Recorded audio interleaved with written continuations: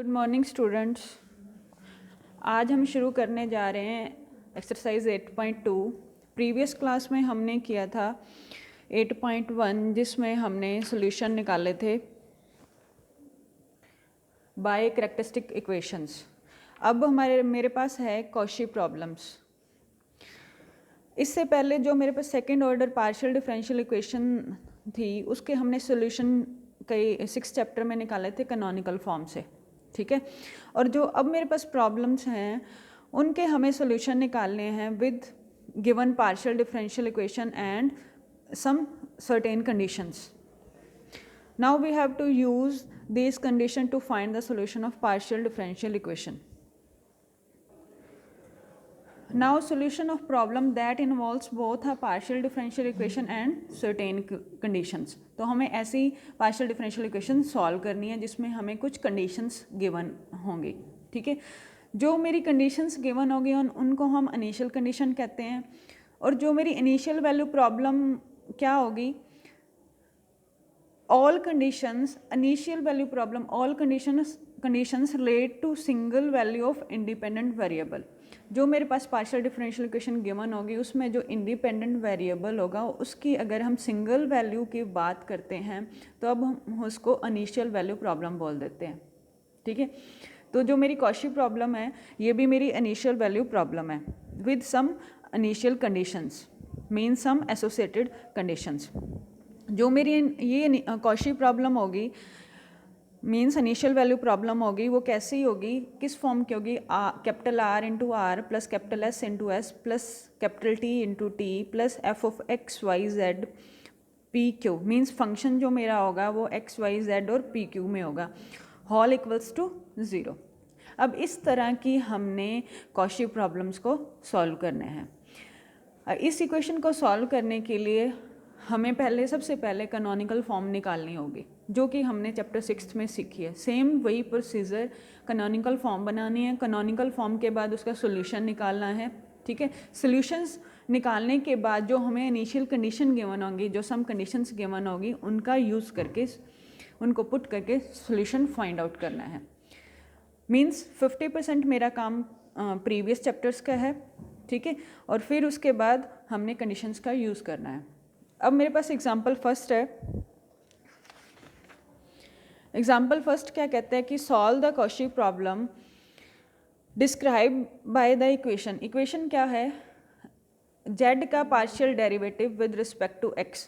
कैसा, second derivative है, curl square z by curl x square minus curl square z by curl y square equals to 0 with initial conditions. Initial condition क्या कहती हैं, z of x, y का coordinate मेरा 0 equals to f of x, ठीक है। तो ये मेरे पास कौन सा एक्सिस आ गया जहाँ पे y 0 है, x एक्सिस की बात कर रहे हैं ना, ठीक है। कर्व कहाँ लाई करेगी, x एक्सिस पे। दूसरी कंडीशन क्या है, कहते हैं कि z का partial derivative with respect to x, coordinate y का 0, ये भी x एक्सिस की बात कर रहा है, इक्वल्स टू gx, ठीक है। अब ये मेरे पास दो कंडीशन गिवन है, ये मेरे पास PD गिवन है, इसका अब हमें सॉल्यूशन निकालना है, ठीक है। तो इसको कंपेयर किया हमने capital R into R plus capital S into S plus capital T into T plus function of X Y Z P Q equals to 0। तो अब मेरे पास क्या, तो मेरी इक्वेशन बन गई small r minus small t equals to 0। ये हमने पढ़ा हुआ है पहले। r मेरा p मेरा क्या होता है, first derivative with respect to x, partial derivative, ठीक है। q मेरा P Q R S T, ठीक है। ये सारे हमने रीड आउट किए हुए हैं, तो हमने इस फॉर्म में लिख लिया r minus T equals to 0, ठीक है। कैपिटल R की वैल्यू 1 आ गई, s मेरा double derivative with respect to X and Y होता है तो मेरा 0 है, ठीक है। और t मेरा double derivative with respect to y, value क्या आ गई उसका कोफिशिएंट -1, तो s square minus 4rt, s की वैल्यू 0 minus 4 into R into T, तो पॉजिटिव आर आ गया। इट मीन्स क्या रिप्रेजेंट कर रहा है, ये मेरी कर्व हाइपरबोलिक बनेगी, ठीक है। तो ये हम कैनोनिकल फॉर्म का ओवरव्यू सा कर रहे हैं। अगर एग्जाम में ये कॉशी प्रॉब्लम का क्वेश्चन आता है तो आपने कैनोनिकल फॉर्म बनानी है, ठीक है। तो अब इक्वेशन बनाओ, क्वाड्रेटिक इक्वेशन क्या होती थी, capital R lambda square plus S capital lambda plus T equals to 0। Capital R मेरा 1 है, लैम्डा स्क्वायर, एस मेरा 0 है, टी मेरा -1 है। तो इक्वेशन क्या बन गई, लैम्डा स्क्वायर -1 इक्वल्स टू 0। तो लैम्डा क्या आ गया, प्लस माइनस का 1। अब हमें कैनोनिकल फॉर्म बनाने के लिए u और v दो फंक्शन चाहिए, जिसके लिए हम इक्वेशन तैयार करते हैं यूज़ करके dy by D X plus lambda 1 equals to 0 का and dy by D X plus lambda 2 equals to 0 का। तो dy by D X lambda 1 हमारा फर्स्ट रूट, यहाँ पे दो रूट आए ना, एक 1 आया एक -1 आया, तो लैम्डा 1 पुट कर दिया और यहाँ पे लैम्डा 2 -1 पुट कर दिया। सॉल्व किया, फर्स्ट ऑर्डर इक्वेशन है तो सॉल्व किया, dy by D X equals to -1। ठीक है, वेरिएबल सेपरेट कर लो, अदरवाइज सिंपल इंटीग्रेशन कर दो, तो मेरे पास क्या आएगा, y equals to -x equal plus c1। तो लेफ्ट हैंड साइड आके मेरे पास इक्वेशन क्या बन गई, y plus X equals to c1। ठीक है, ऐसे ही सेकेंड रूट की इक्वेशन क्या बनी, y minus X equals to c2। तो हम यहाँ से लेट कर लेंगे that is our u and that is our v। तो u मेरे पास y plus X and v मेरे पास y माइनस एक्स। ठीक है, ये दोनों इंडिपेंडेंट होंगे। ऐसे ही अब u और v का यूज़ करके हमें p q r s t निकालने, हमें चाहिए क्या, वैसे तो r और t ही चाहिए। ठीक है, बट p इनका यूज़ सब में होता है, तो हमें सारे p q r s t निकालने पड़ेंगे। तो वहाँ से हमें सारी वैल्यू निकाल के गिवन इक्वेशन में पुट करनी है, पुट करके मेरे पास सॉल्व करके कैनोनिकल फॉर्म आ जाएगी, जो क्या आएगी, curl square Z by curl u into में कर्ल v। ठीक है, मीन्स z का second order partial derivative with respect to u and v equals to 0। ये काम हमने 6.2 में पेज नंबर 6.22 पे example number 5th, same example आपका वहाँ पे है पेज नंबर 6.22 पे एग्जाम्पल नंबर 5th, सेम ही एग्जाम्पल है, उसके कैनोनिकल फॉर्म ये फाइंड आउट की हुई है। ठीक है, फिर ये मेरी कैनोनिकल फॉर्म आ गई। ठीक है, कैनोनिकल फॉर्म आने के बाद इसका हमें सोल्यूशन फाइंड आउट करना है। सोल्यूशन निकालने के लिए ये सोल्यूशन मेरे पास निकलेगा Z X X minus Z Y Y equals to 0 का वही D square minus D dash square वाला मेथड लगाना है। तो मेरे पास सोल्यूशन आ जाएगा जेड ऑफ फैक्टर बन जाएंगे ना, डी माइनस डी डैश और डी प्लस डी डैश, 4.2 वाला काम यूज़ होएगा। ठीक है, तो वहाँ से मेरे पास जनरल सोल्यूशन आ जाएगा Z equals to phi of X minus Y plus psi of X plus Y, दो फंक्शंस फाई और साई ले लिए। ठीक है, तो 4.2 का यूज़ करके हमने गिवन इक्वेशन का सोल्यूशन निकाल लिया, जनरल सोल्यूशन। ठीक है, तो अब जेड, इस जेड पे हमें दोनों जो कंडीशंस गिवन है उनका यूज़ करना है। तो हमारे पास जनरल सोल्यूशन आ गया Z equals to phi of X minus Y plus psi of X plus 1 X plus Y. ठीक है, जो हमारा कैनोनिकल फॉर्म का सोल्यूशन होगा। कैनोनिकल फॉर्म का सोल्यूशन ये मेरा प्रीवियस एग्जांपल नंबर 5th में निकाला हुआ है। ठीक है, तो आपने कैनोनिकल फॉर्म के ही सोल्यूशन निकालने हैं। तो अब कंडीशंस पुट करो। फर्स्ट कंडीशन क्या है मेरे पास, Z of X coordinate Y का 0 equals to function of X. ठीक है, तो जेड ऑफ, ये मेरा जेड ऑफ एक्स वाई है ना, Z of X Y, X को एक्स रहने दो, वाई को 0 पुट करना है। तो क्या बन जाएगा, phi of X minus 0 means phi of X plus psi of X plus Y मतलब साई ऑफ एक्स बन जाएगा। ठीक है, तो ये एक कंडीशन मेरे पास ये आ गई, एक कंडीशन का यूज़ किया तो whole equals to F of X.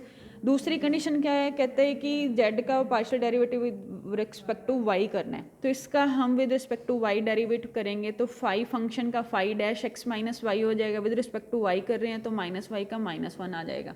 ठीक है, ऐसे ही साई फंक्शन का psi dash of X plus Y आ जाएगा, वाई का प्लस का वाई है तो इंटू में 1 आ जाएगा।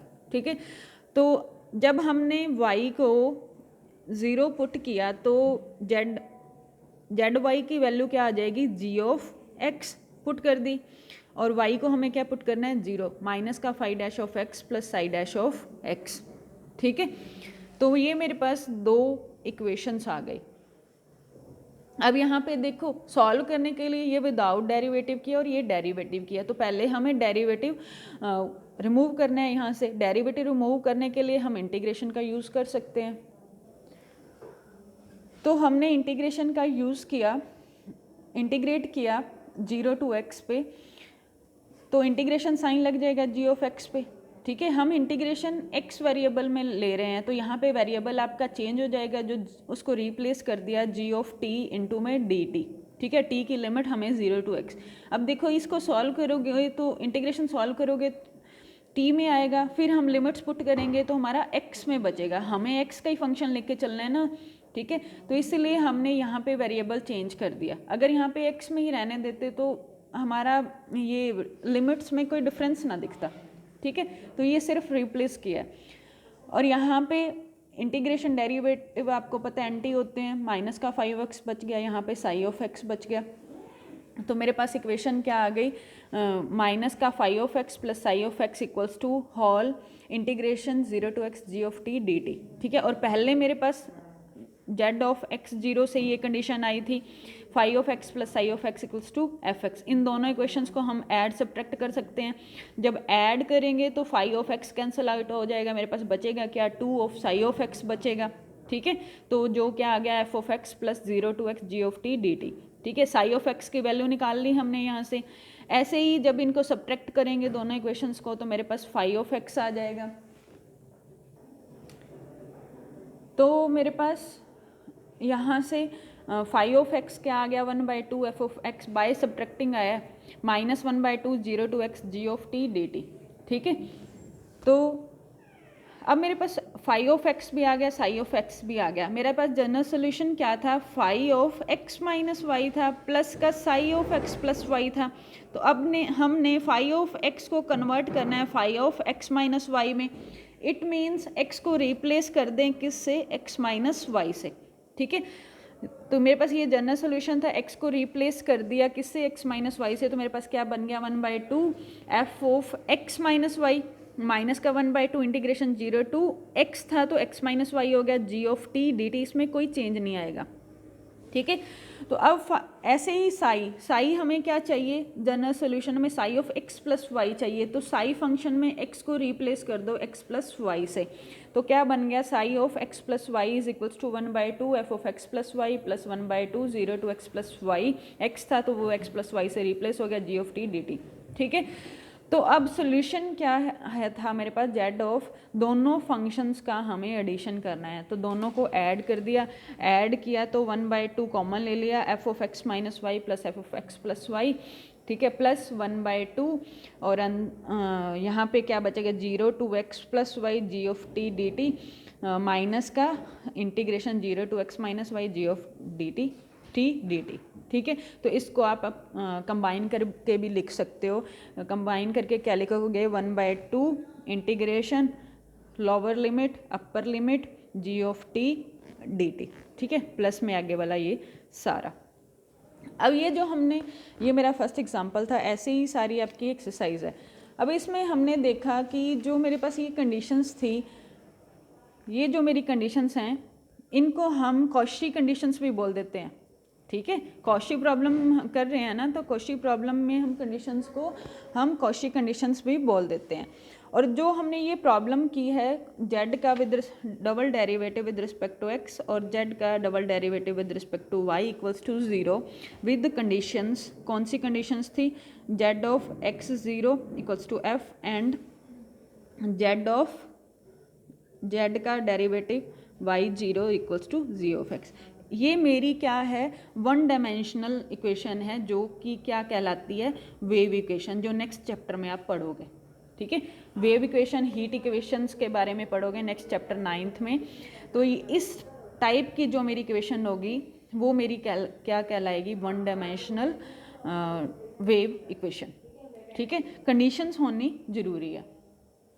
तो एक्सरसाइज 8.2 ट्राई करना, एनी डाउट हो तो वो सेंड करना। Thank you.